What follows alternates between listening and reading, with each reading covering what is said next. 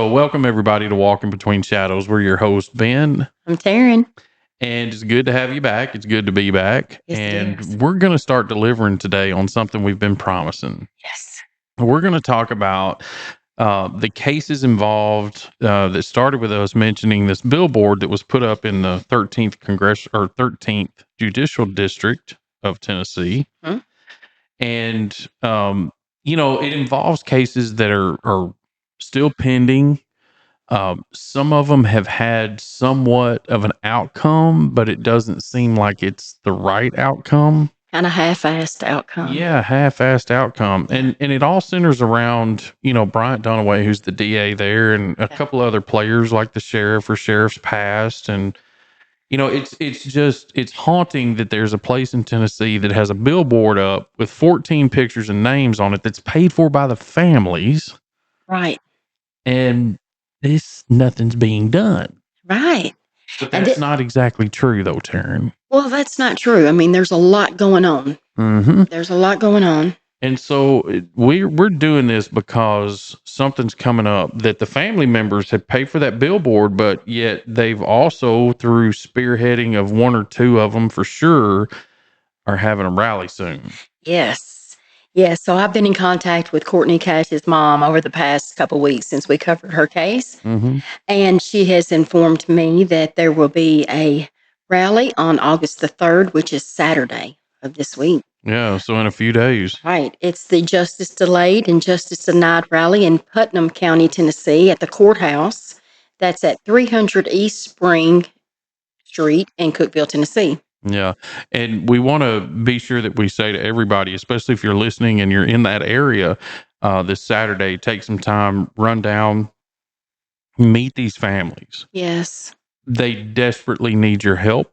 Yes, they do. And it's important to keep this information in the public and so that everybody's hearing about it. Right. It's kind of like, Taryn, when we've done some older episodes, we've said, somebody knows something somewhere. Yeah. So the only way to finally get there, and in cases, that are 30, 40, 50 years old, there's stuff that breaks. Absolutely. So you can't give up. You just have to participate. Yes, please do. Please do.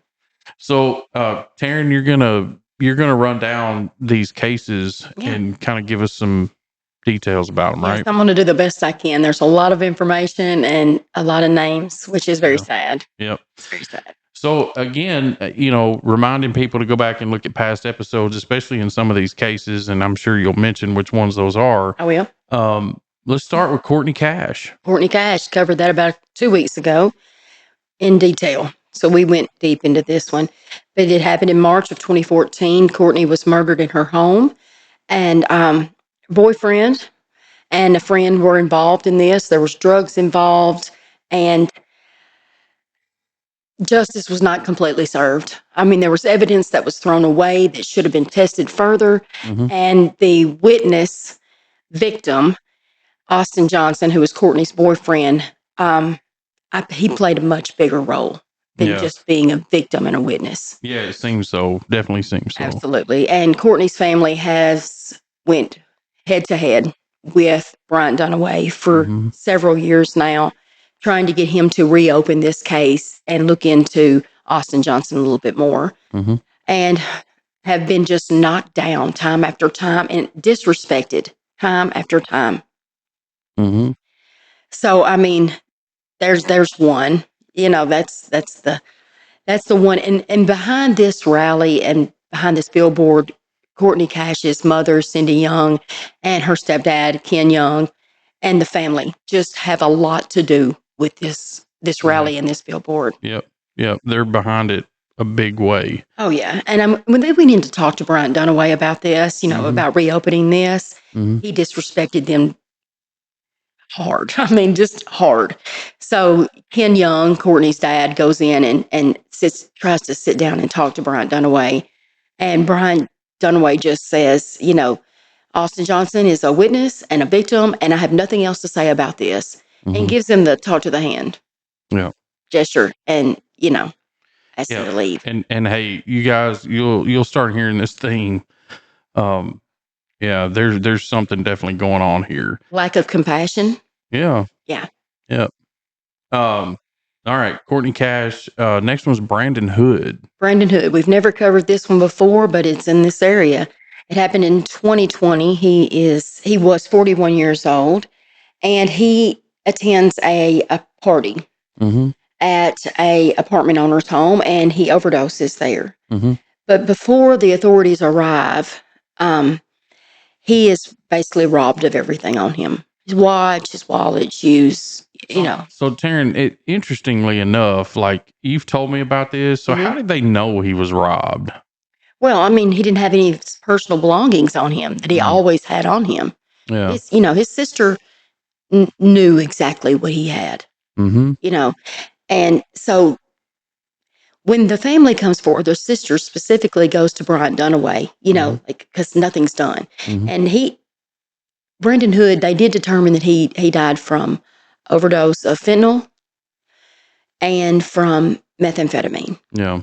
But when she goes to Bryant Dunaway and says, I feel like the apartment owner needs to be questioned about the overdose and about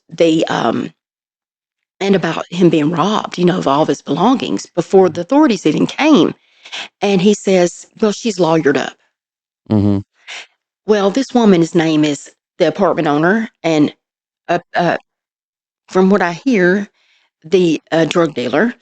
Her name is Sarah Underwood, and she supposedly has 3 bodies right now. Yeah, they suspect she's already been involved with 3 murders. Right. Yeah. So she's lawyered up, is what Brian Dunaway says to Brendan's sister, and she says, well, what does that got to do with anything? Right. So what? Just because somebody has a lawyer means you cannot question them or prosecute them? Right. And he says, you know what, Monica? He says, have you ever been in trouble before? And she says, no. He says, well, I think you'd be a good candidate for pretrial diversion. Do what? Yeah. So in essence, he's telling her she needs to go do something about it. Right. He's not going to. And then he would probably provide her some sort of recommendation of protection, like diversion. Right. Oh my God. She's never been in. So just basically telling someone to commit a crime and all, Yeah. So does she have this like on? Is it recorded or is this just her? And then she's on. I think it's Farrier Files that she's talking, or maybe it's True Crime Wire. But he does make that statement on camera. So okay. And I've been in contact with Monica through TikTok. So I mean, Yeah. Gosh, just another one of those cases. Yeah. All right. Next up is Terry Sullivan. Terry Sullivan.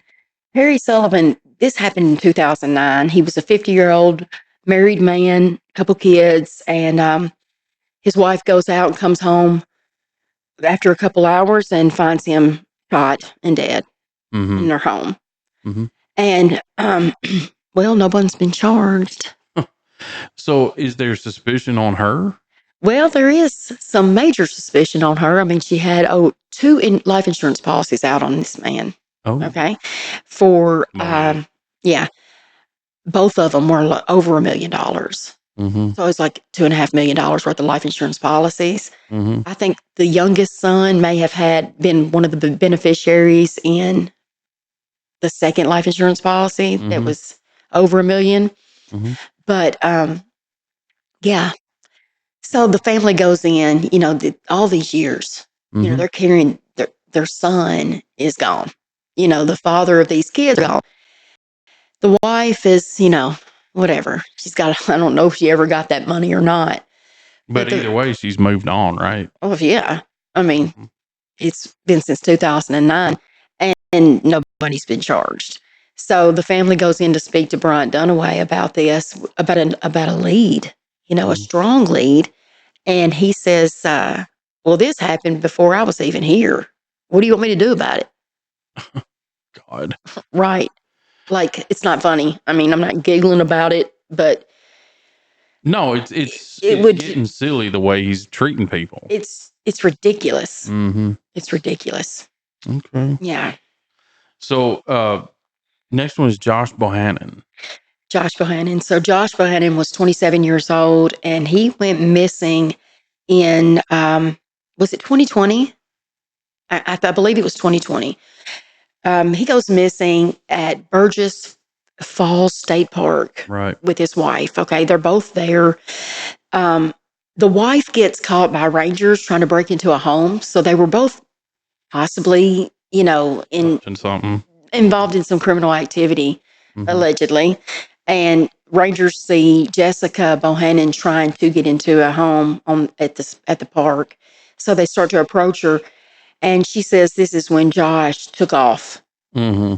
to get away from the rangers. Mm-hmm. And she leaves the park, leaves Josh. She goes and gets some gas, comes back a little bit later, and she can't find him. Right.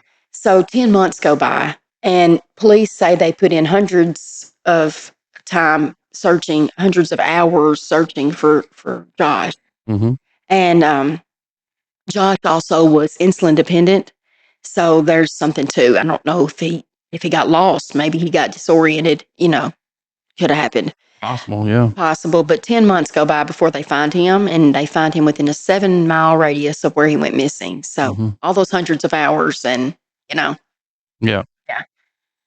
And rumors are, and nothing's been done about this, nothing's been done about this. Mm-hmm. And his wife, Jessica Bohannan, the rumors that are going around is that she was having an affair before that Josh, incident. before this incident. Yeah. And 2 months after Josh disappeared, even before they found his remains, he had already got involved into a very committed relationship with this person that she was allegedly having an affair with before Josh went missing. Mm-hmm. So, I mean, it seems to me like And they need to look into that. There's even some rumors that her new beau was actually at the park that day.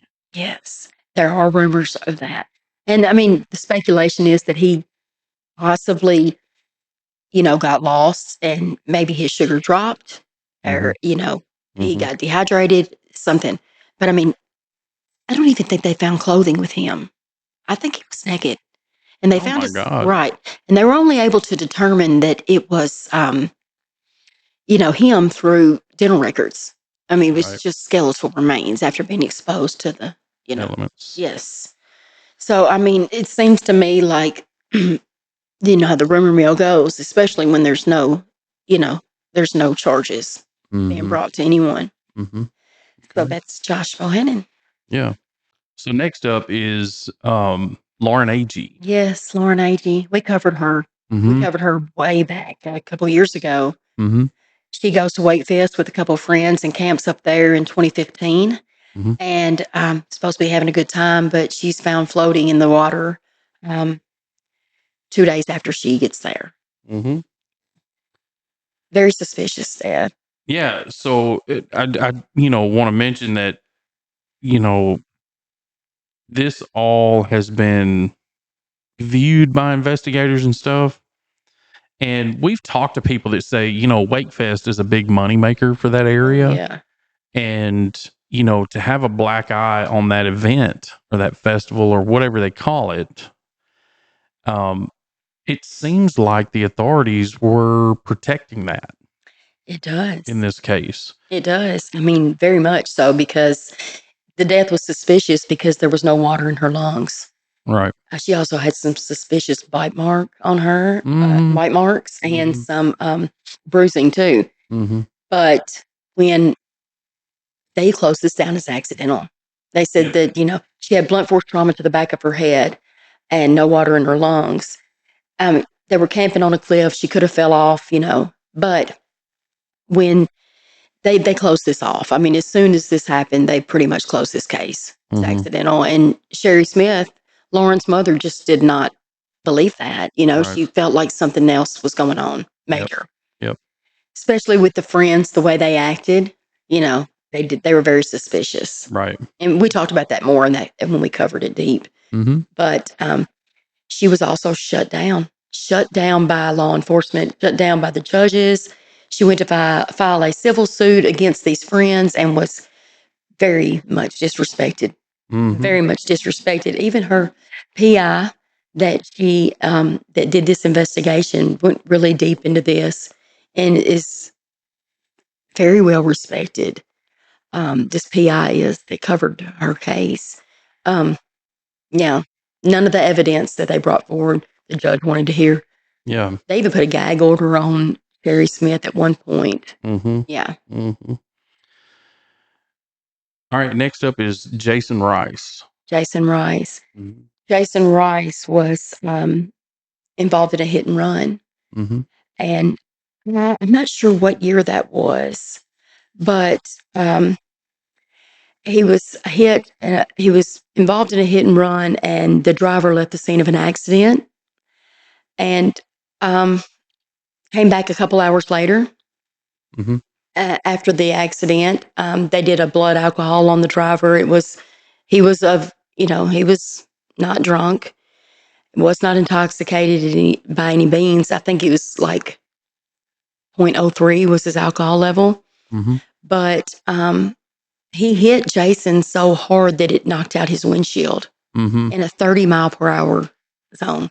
He also did not have a driver's license. Right. So there was nothing was done about that either. Yeah. I mean, so family of Jason Rice goes to Bryant Dunaway and says, I want y'all to do something. I mean, he was driving recklessly. Emmanuel Robinson was driving recklessly, and he left the scene of an accident. Mm-hmm. Bryant Dunaway says, well, I mean, it's not against the law in Tennessee to leave the scene of an accident. Mm-hmm. And he also said that, I mean, we can't prove he was reckless driving. What do you want me to do? Give him a speeding ticket? Yeah. So I want to read a statement that Bryant Dunaway made on the Farrier Files about Jason Rice. Okay.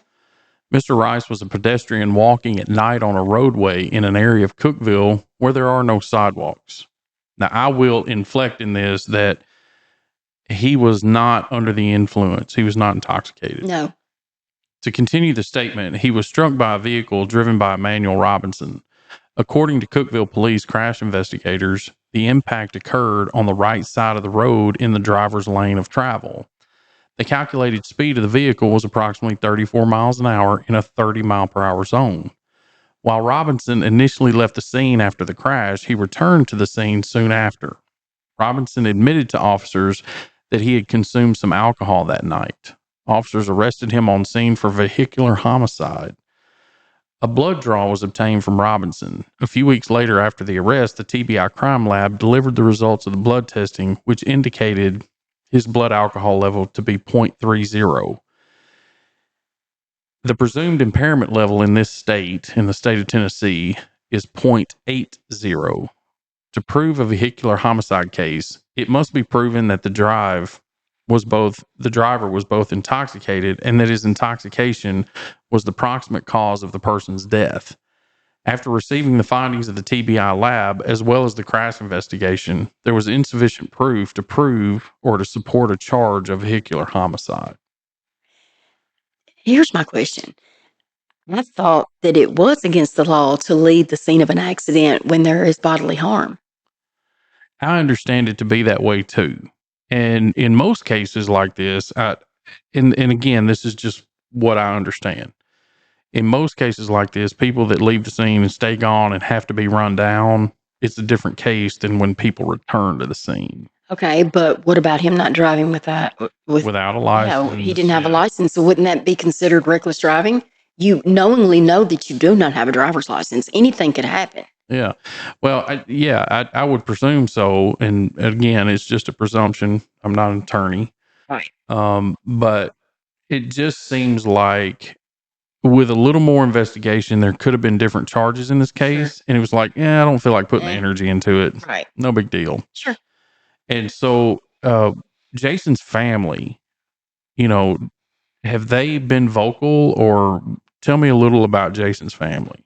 Well, Jason's family did come forward and ask him to do something, Bryant Dunaway to do something, give him some kind of charge. Yeah, and that's when he made do you want me to give him a speeding ticket? Exactly. Yeah. So he is on this list. Okay.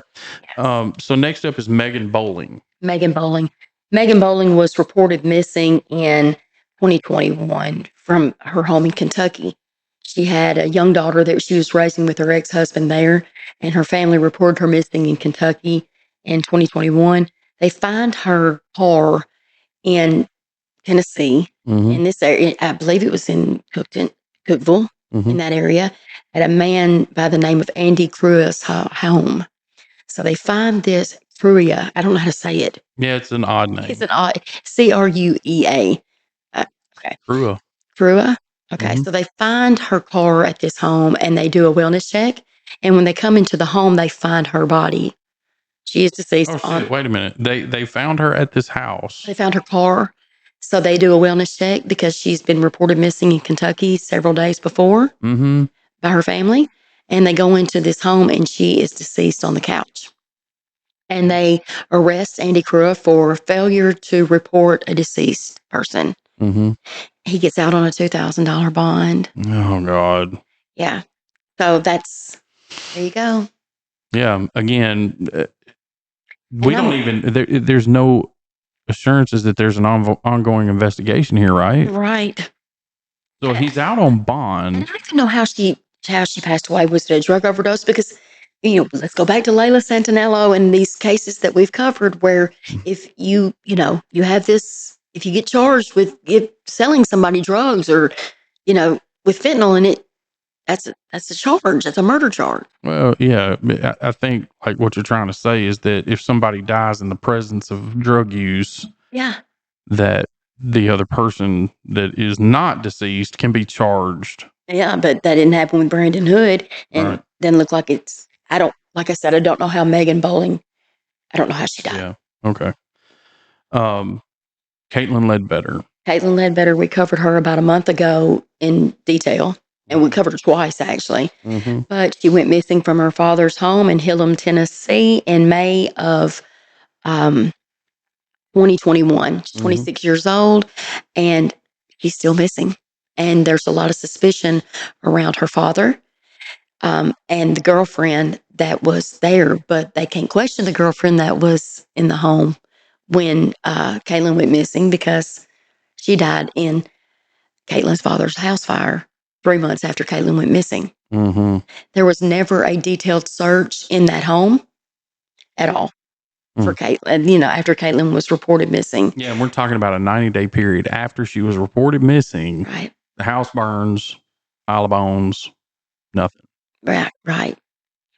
Yeah, Crystal Tyson was the girlfriend of Caitlyn's father, Scotty Ledbetter, and she was found deceased in the house fire in August of 2021.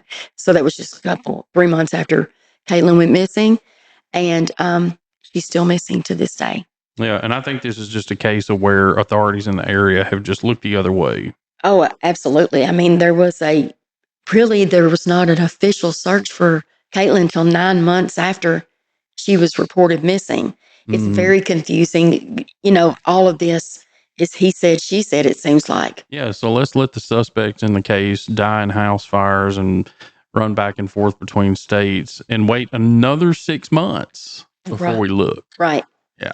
Okay. Right. Parker Morris. Parker Morris goes missing in 2018. He was last seen walking down the side of the road with older men. And he was reported a couple days later missing. Now it's said that police found his vehicle at a person's home that he may have previously owned. Let me start all over. So his car was found at this person's home that he owed money to, or allegedly owed money to. And previously this person was said to hold a gun to him about this money issue. But Parker Morris is still missing. And, could he be at that place? And it was never searched. Yeah. Where they found his car, this house was never searched. So he's still missing since 2018. So again, another case, the sheriff's department, the TBI, whoever the investigative bodies are in that area just went right on past it. And it just seems like it's a pattern. Yeah. All right. Ginger Duncan. Now, she's on this list, and I have looked so hard for some information on her, and I cannot find it. So I did find a headstone with her picture and her name on it. It looks like she passed away in 2000. So if anybody knows any details on this, please let us know in the comments so we can talk more about Ginger. Definitely. Jonathan Hargis. Jonathan Harkis, 52 years old, lived in Ohio, came to Overton County, Tennessee in, this is pretty recent. I mean, this is actually pretty recent. Yeah, within the last couple of years. Right. So he comes to Overton County to help take care of a family member. Um, and he has some mental issues. I believe he'd been diagnosed with schizophrenia, and his daughter claims that sometimes he had a hard time paying for all of his medication. So he gets to Tennessee, and somebody calls authorities and says, we see this man wandering around in the parking lot, and he's kicking the dumpster and he's talking to himself. So police come and they pick him up and they take him to a hospital. And at the hospital, the doctors, they say he needs to go into a hospital somewhere and get some treatment. And there's a waiting list because Tennessee, so in Tennessee, as of 2020, there's this law that holds mentally ill people that could be a harm to other people or to themselves in jail. Yeah, while they're awaiting transfer to a mental facility or something. Right. Yeah. And so they tell Jonathan Hargis that they're going to take him from the hospital, the police are, to somewhere else. Go and get him one of his favorite drinks, Yeah. And he doesn't have any idea. And they have no charges on him. He's done nothing wrong. Right. They take him to the jail and they book him in and they put him in a cell. And he begins to harm himself in this cell. So they take him out to put him in one of these chairs. And I don't know if you've ever seen these chairs that they use in jail. But they're harsh. I mean, they're tied down. It's scary. Jonathan Hargis ended up passing away during this time of them trying to put him in this chair. So he was in custody of the police. He was in jail for no charges. Yes. No charges. He was just a potentially mental patient that was awaiting transfer. That's right. And because of this new law, they could hold him there. That's right. I didn't think you could ever be held to jail without charges. Okay. Yeah. Anyway. So there has been a lawsuit that the family has sued Overton County Sheriff's Department or the Overton County Jail and won $3.5 million recently. But here we go. It's such a broken mental health system there too. Yeah. And I didn't know you could do that either. Yeah. I think that's a national problem that we have. Right. I mean, that's horrible and that's terrifying. So, yeah. All right. Zachary Poston. Zachary Poston was a Tennessee Tech student. I mean, I believe he was 18 years old. He was a football player. He was a biology major, had everything going for him. Comes home from college and he and two buddies want to go buy some weed. Innocent enough, Go buy some weed, and the two friends go into the drug dealer's home to get the weed, and instead of paying for it, they rob him and run. They grab it and run. And they jump in the car. Zach didn't go in with them. He was driving. And the dealer chases them. And while he's chasing them in his vehicle, I don't know if he had a gun. I don't know. Zach wrecks, and he was projected from the vehicle. So he was killed. And this dealer only got 18 months. So was he charged with vehicular homicide? Or do you know? I don't. That's okay. So 18 months. Yeah. And I don't know exactly what the charge was. It could be vehicular homicide because he was chasing after them. Yeah. And they were trying to get away. Yeah. Like I said, I don't know if he had a gun or what, but he only got 18 months. So I again, comparing to other cases, I don't know if you knew about this, but real quick, there was a case in Humboldt several years ago where these kids were aggravating one of their high school teachers. And they would drive by and taunt her and throw stuff in her yard or whatever. And her father, the teacher's father, is called when some of this is going on. Well, he gets in his truck and the chase changes position several times, and the kids are running from him or they're chasing him at some point, or I don't know all the details. But he had a wreck and died. Okay. No charges.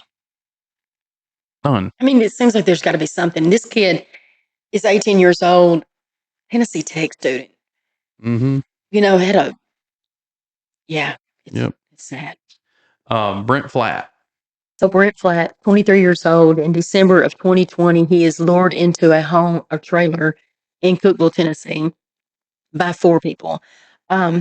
These 4 people robbed him and then shot him and left him there. He was found a little bit later and was taken to the hospital, and he passed away at the Cookeville Regional Hospital several hours after this happened. But the 4 at first were charged with first-degree murder, as they should be. I mean, you lured him in, charged with first-degree murder, and they were awaiting trial. I believe trial was supposed to begin in 2022. And the day the trial was supposed to start, the 2 men, in this case, pled out to second-degree murder. And this was, before they even did this, the family of Brent Flat made it quite clear that they did not want, this to happen. Right. But it did. And so they plea out, and the 2 women that were involved in luring him in and doing all this to him, they didn't plea out to anything. And last I heard, they're still awaiting trial, and one of them was actually out on bond. Right. Yeah. So the 2 that pled out only got 35 years apiece. And I mean, this was absolutely premeditated first-degree murder. And there's no court date set for the women.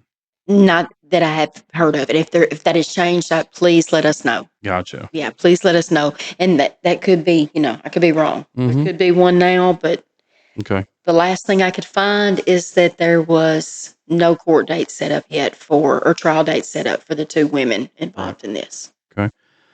Alex Brooks. Alex Brooks. Okay, this is so sad. Alex Brooks, 18 years old. He's a senior at Cookeville High School. Very popular, loved so much by everybody. He goes to play basketball at a park, West End Park in Cookeville, with some friends. So he's at this park, and a guy drives up, and Alex goes up to the driver's window. And there is a passenger in this driver's car. So I'm going to try to set this up. So Alex is standing at the driver's window, and there is a 17-year-old passenger in the seat by the driver. And he's holding up a cell phone. And he's holding up this cell phone, and he has a gun in his hand. And he's fighting with his girlfriend. And he points that gun, and he shoots through his cell phone, through his hand, through the driver's door, and through Alex's chest. And kills him. And so this kid was basically fucking off with his phone and a gun? And a gun. Had it pulled when Alex come up to the driver window. And to prove a point, or to be I don't even want to say what I think.